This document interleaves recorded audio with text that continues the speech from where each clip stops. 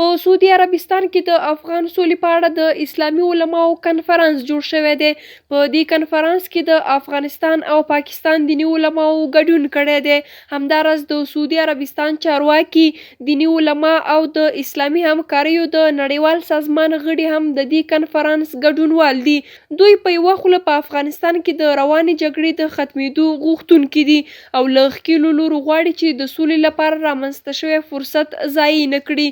په سعودي عربستان کې د پاکستان سفیر وویل چې دوی د سولې غوښتونکي دي او تمه لري چې د افغان سولې روانه پروسه یوې پایلې ته ورسیږي.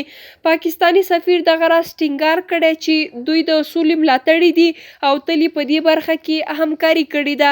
هغه زیاته کړې چې پاکستان تل طالبان د سولې خبرو ته هڅولي دي او د دې غوښتونکي دي چې ګاونډي افغانستان له سولې برخمن شي، ځکه د دغه هیواد سوله د ټولې سیمې سولې او ثبات ته مهمه ده.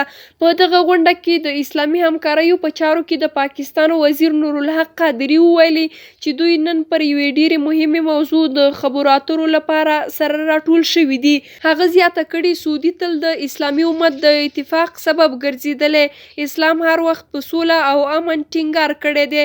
نوموړي زیاته کړې چې اسلام د امن او سولې دین دی او هیڅکله یو مسلمان بل هغه ته ضرر او درد نه رسوي. په ورته وخت کې د اسلامي همکاریو په سازمان کې د پاکستان استازي رضوان سعید شیخ افغان سوله د ټولې سیمې په ګټه بللي او ټینګار کړی دی چې افغانان باید په خپلو کې سره جوړ شي او سوله وکړي.